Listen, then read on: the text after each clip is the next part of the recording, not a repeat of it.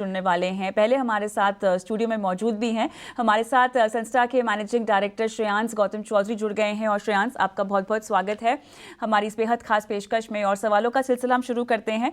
सबसे पहले जो आईपीओ की प्रोसीड्स आई हैं आपकी, उसी से हम शुरुआत करना चाहते हैं, क्योंकि क्लियरली डेट रिपेमेंट को लेकर यहाँ पर आपकी जो रणनीति है उस पर हम जानकारी चाहेंगे, और किस तरह से आपकी योजना आने वाली तिमाहियों में जो है वो इम्पैक्ट करेगी।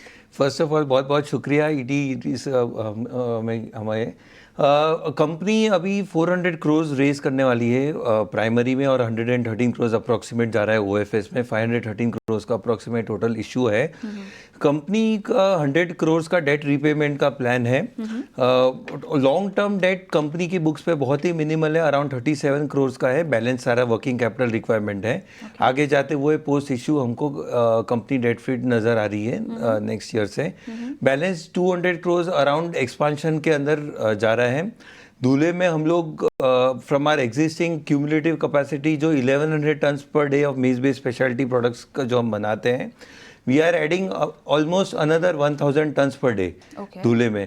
तो 200 करोड़ का प्रोजेक्ट है, 180 करोड़ वहाँ से आईपीओ प्रोसीड से जा रहा है। और we are well on track के आगे चलते हुए ये कैपेसिटी हम डबल होते नजर आ रही है। तो मुझे इसी का रेवेन्यू पोटेंशियल कैपेसिटी जो आप ऐड कर रहे हैं उसी के बारे में जानना था। कोई आंकड़ा अगर आप दे सकें तो 1150 करोड़ अप्रोक्सीमेट FY24 का करंट रेवेन्यूज थे। कैपेसिटी डबल हो रही है, तो और बहुत सारा एक्सपेंशन जो आ रहा है वैल्यू एडेड प्रोडक्ट्स पे आ रहा है, जिसका हायर रेवेन्यू होता है। Of course higher better margins भी होते हैं, क्योंकि ज़्यादा सेकेंड जनरेशन ऑफ डेरिवेटिव्स है मेज बेस्ड प्रोडक्ट्स के। तो कैपेसिटी डबल हो रही है, तो आगे चलते हुए हमको रेवेन्यू भी मतलब अकॉर्डिंगली प्रोपोर्शनेट मिनिमम इतना तो बढ़ता दिख ही रहा है। डिमांड ट्रेंड में क्या बदलाव, क्योंकि आपने वैल्यू एडेड प्रोडक्ट्स की बात की है, तो यहाँ आपको डिमांड ट्रेंड में क्या तब्दीली आती हुई दिखाई दे रही है? Company almost 60% of the products company के फूड सेगमेंट में बिक्रा हो रहा है। So that's a big growing segment है हमारे लिए। एक्सपोर्ट ऑलमोस्ट 400 करोड़ का एक्सपोर्ट्स है FY24 में।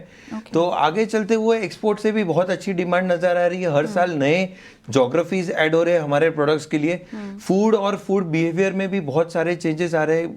Products such as vegan foods और वीगन जो ट्रेंड चल रहा है ओवरऑल बहुत प्रोडक्ट्स का ड्राइव कर रहा है। पर्सनल केयर में भी न्यू एप्लीकेशंस नजर आ रहे हैं। कंपनी टाल्क बेस्ड प्रोडक्ट्स को रिप्लेस कर रहे हैं plant based speciality products as an example. और ये सब चेंजिंग बिहेवियर के बढ़ते हुए डिमांड बहुत अच्छी नजर आ रही है। इवन हमारे जो ट्रेडिशनल सेगमेंट्स है फूड, पास्ता, सॉसेस में जो रॉ मटेरियल्स आते हैं वो भी अच्छे स्तर से ग्रो कर रही है।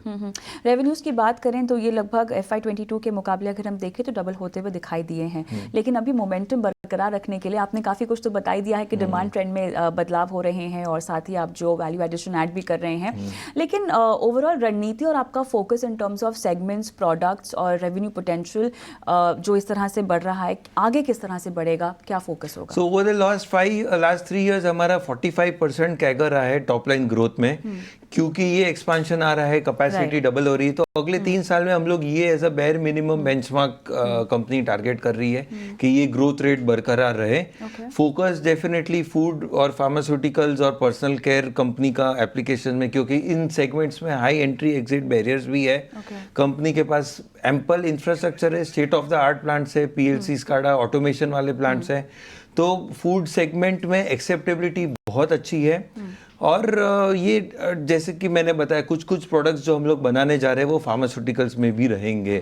तो इस तरीके से ये सेगमेंट्स हमारे डेफिनेटली फोकस सेगमेंट्स रहेंगे। एबिट मार्जिन मेरे ख्याल से 9% के आसपास का है। इसको आगे आप कैसे सस्टेन करेंगे और बढ़ाएंगे? क्योंकि हम लोग वैल्यू एडेड डेरिवेटिव्स में मेजॉरिटी एक्सपेंशन जा रहा है, तो कंपनी डेफिनेटली एबिटा एक्सपेंशन का पोटेंशियल नजर आ रहा है इन प्रोडक्ट्स के चलते हुए। और क्योंकि ये 1750 टन्स पर डे का प्लांट हो जाएगा मेरा Dhule plant, which will be probably one of the single largest capacity plants in India, और outside China would be the one of the largest in Asia. So operating efficiencies भी आएगी size of scale की वजह चलते हुए, plus company ने recent renewables में भी इन्वेस्टमेंट किए जो कमीशन हो चुके हैं अभी रिसेंटली। तो वो सब चीज़ें, ये सब तीनों रीजंस क्यूमुलेटिव तरीके से मार्जिन एक्सपेंशन में हेल्प करेगी आगे चलते हुए। मेज़ की अगर हम बात करें तो यहाँ पर काफ़ी डिपेंडेंस है रॉ मटेरियल एक्सेट्रा पर, तो आप किस तरह से फैक्टर इन कर रहे हैं वॉल्टिलिटी और इन्फ्लेशन ट्रेंड्स को? हमारा Dhule plant is in the centre, जो इंडिया का 25% ऑफ मेज ग्रोइंग रीजन है नज़दीकी। So parts of Maharashtra, MP, bordering parts of Gujarat, ये सब लार्ज मेज ग्रोइंग रीजन है।